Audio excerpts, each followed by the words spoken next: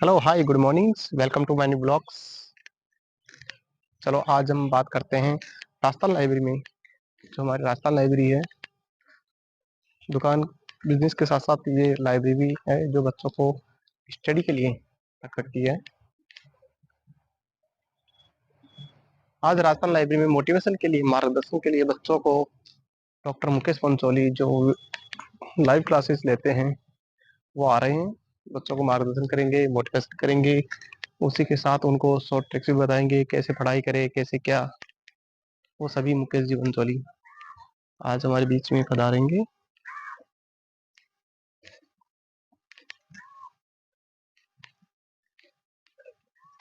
Doctor Mukesh Pancholi जी को हमारे senior थे। जब हम स्टडी करते थे तो मैं 6 में था, तो वो 9th या 10th के लगभग थे।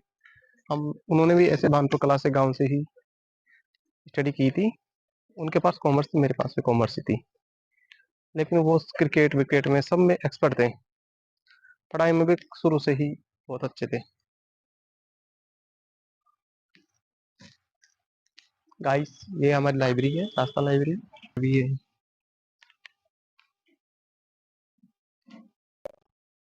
एसी है, वाटर कूलर है, वाईफाई भी है, सीसीटीवी कैमरा भी लगे हुए हैं। वो देखो, एक तो हमारे को दिख ही रहा है, वो टैंकर लगा हुआ है। चलो टैंकर वाली से सीताराम जी से भी आपको मुलाकात कराते हैं। बोलो साहब, काका फ्रेंड्स ने बोलो, काय बोल बचाओ तो कोई रामा श्यामा।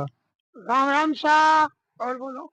जय कौन श्री है जी? श्याम, जय श्री श्याम। हम श्याम जी का झंडा लेके जा रहे हैं। जय श्री श्याम। झंडा कितनी लेके तारीख को लेके जा रहे हो झंडा? 14 तारीख को। 14 मार्च 2024 को झंडा लेके जा रहे हैं भानपुर कला से श्री श्याम के। पंचोली जी का आने का टाइम भी हो गया है। हम उनसे ही आपको डायरेक्ट रूबरू कराते हैं,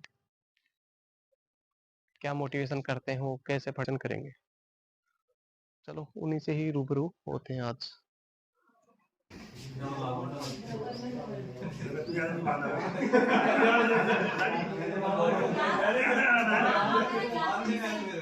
सर मुकेश जी पंचोली को राजस्थान लाइब्रेरी में आने पर बहुत बहुत धन्यवाद।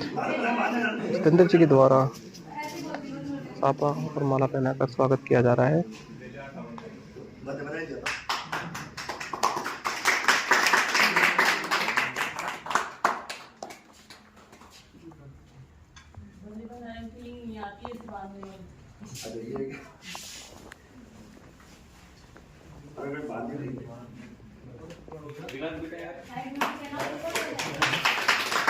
काम किया वो पॉइंट्स आप याद करो, उसका अच्छे से कवर करो। ये सबसे बेस्ट तरीका होता है, सबसे ज़्यादा बेस्ट तरीका, ये मेरा मानना होता है। और हम लोग सिलेक्शन के मामले में इसीलिए नंबर 1 है क्योंकि हम लोग हमेशा बच्चों को याद कराते हैं।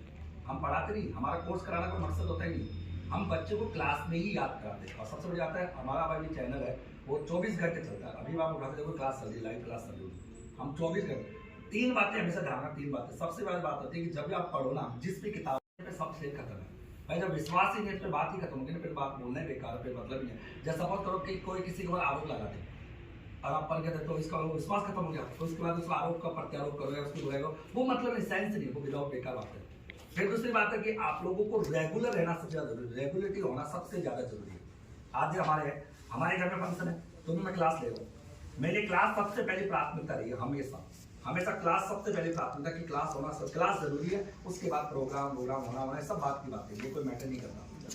मतलब हमारे अगर मान लो अभी मेरी कोचिंग से फोन आ जाए ना, यार मुकेश आपको क्लास लेनी है, कोई अर्जेंट है, कोई है नहीं, तो मैं घर की शादी छोड़ के प्रोग्राम क्लास में पहले जाऊंगा, क्योंकि मेरी पहली प्राथमिकता वो होती है। क्योंकि जीवन में वही सबसे ज्यादा इंपॉर्टेंट, जिसके लिए पर आप लोग जल्दी क्या करते हो, सर मेरे बुआ के बेटे के मामा के किसकी शादी है, तुम 10 दिन छुट्टी पे चले जाते हो।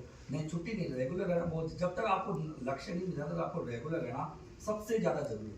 और फिर दूसरी बात होती है ईमानदारी। ईमानदारी का मतलब होता है कि आपको ईमानदार रह के पढ़ना है। ईमानदार मतलब ये नहीं कि आपको पढ़ लिया तो याद होना चाहिए। फिर उसके बाद कॉन्फ्रेंस हो सकते हो, यार ये बता, ये सही है या गलत है, तो वो चीज़ होना चाहिए। आपने कभी देखा होगा, आपने देखा होगा कि कई बार मेरे को कॉन्ट्रोवर्सी में देखा होगा कि हम, बाकी कॉन्ट्रोवर्सी किसी भी प्रकार की नहीं, आपकी गलत फहमी जीतो कि मेरी किसी से कोई कॉन्ट्रोवर्सी है किसी से। जैसे मैं जब मेरे उत्कर्ष पढ़ाया करता था तो भी मेरे तो आज भी मेरे दोस्त बराबर ही है, भाई बराबर ही है, तो ऐसी कोई दिक्कत नहीं। आज भी अगर वो गलत करते तो मैं बोलता हूँ, और सही करते तो उनको बोलता हूँ कि आपने साथ सही किया। सही की जगह सही बोलता हूँ, गलत की जगह गलत बोलता हूँ, और ये बात को जानते अच्छे से।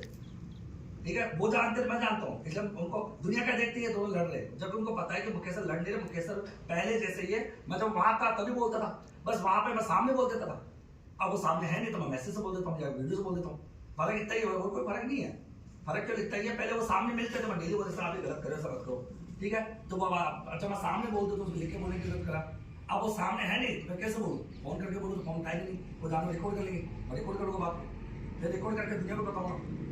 तो एक्चुअल में क्या होता है कि हमारा मकसद, मतलब मेरा मकसद ये गलत ना हो, गलत ना हो, जैसे अभी क्या होता है, जिससे कि अभी क्या हम कई बार साबित करते हैं कि सुबह सुबह क्या होता है कि करंट के नाम से बच्चों को बेवकूफ बनाया जाता है, जबकि करंट का क्वेश्चन नाम मात्र का क्वेश्चन आता है, करंट के क्वेश्चन बिल्कुल नाम मात्र के क्वेश्चन आते, कोई लेना देना कुछ नहीं, कोई मतलब नहीं, करंट के नाम से कभी एग्जाम पास नहीं होता सर, और आप पता हो करंट का क्वेश्चन कहाँ से आएगा, और जिस अच्छा कि चलो मानो खुदा ना खास्ता किसी एग्जाम में मान लेते हैं अपन करंट का क्वेश्चन 3 क्वेश्चन करंट के आगे मान लिए, अब आप सोचे 3 क्वेश्चन करंट के आगे, आप सोचना दिमाग लगा, अगर मान लो तुम्हारे 6 महीने एग्जाम के, जैसे सब पशु बच्चे का एग्जाम अगस्त में लगभग 6 महीने हो गए, 6 महीने का मतलब हो गया 180 दिन, 180 दिन का मतलब डेली के 2 घंटे करंट के, तो कितने हो गए 360 घंटे, अब आता है 360 घंटे में अगर आप करंट पढ़ो, 3 क्वेश्चन सॉल्व करो, तुम पूरा को कला संस्कृति पढ़ो, हिस्ट्री पढ़ो, ज्योग्राफी पढ़ो, कल्चर पढ़ो, हो गया काम कंप्लीट, पशु बच्चे पढ़ लो 45 नंबर आ जाएंगे, जबकि बुक छोटी होती है, कम टॉपिक होता है, तो एक्चुअल में जहां से वेटेज मिले, वेटेज के आधार पर पढ़ा करो, जहां पर आपको वेटेज मिले वो मतलब इस चीज का वेटेज है तो मेरे को यहाँ पढ़ना चाहिए, आप लोग क्या बिना वेटेज की चीज पढ़ते हो, मतलब जो काम की नहीं उसको पढ़ते हो, मतलब आप में ये कला होनी चाहिए कि मेरे को क्या क्या चीजें छोड़नी है, जैसे मैं रिसेंट बताता हूँ, आप नोटिस करना मेरी वीडियो देखना कि जब मैं मतलब रीड के अंदर एक नया टॉपिक जुड़ा था शैक्षिक परिदृश्य, रीड के अंदर एक नया टॉपिक जुड़ा था, और मैं आज भी आता है कि 11 अगस्त 2023 के अंदर 11 अगस्त 2022 के अंदर क्या हुआ था कि 11 अगस्त 2022 के दिन पहली बार रीड का सिलेबस आया था, 11 सितंबर 2022 के दिन, 11 सितंबर 2022 पहली बार रीड का सिलेबस आया था, और मेरे को याद भी आता है कि मैं उस समय हमारे यहाँ पे टोडेश्वर महादेव जी का प्रोग्राम होता है, मैं यहाँ पे आया होता, और जैसे शाम को रीड का सिलेबस आया था, मैं प्रोग्राम छोड़ के जयपुर चला गया था और सिलेबस के बारे में डिस्कस किया था, और उस समय उन्होंने यही डाला था कि शैक्षिक परिदृश्य नाम की कोई टॉपिक है, किसी ने ये नहीं बताया था कि शैक्षिक परिदृश्य में क्या क्या काम के, वो नहीं बोला था, जबकि जब तक सिलेबस पूरा आया था मैं शैक्षिक परिदृश्य पूरा पढ़ा चुका था बच्चों को कि यार ये टॉपिक है, तो ये समझ होती है टीचर की, जब तक टीचर समझ ही नहीं पाया था मैं तब तक पूरा कोर्स करा चुका था, अब कहोगे ऐसे करें, तो एक तो अनुभव होता है ना, अनुभव वो सबसे ज्यादा इंपॉर्टेंट होता है, फिर उसी के अंदर तुम्हारा एक टॉपिक था, उसमें आया था राजस्थान के प्रमुख खिलाड़ी। सर जी को बहुत बहुत धन्यवाद जो अपना अमूल्य कीमती समय निकाल कर राजस्थान लाइब्रेरी को दिए, बहुत बहुत धन्यवाद।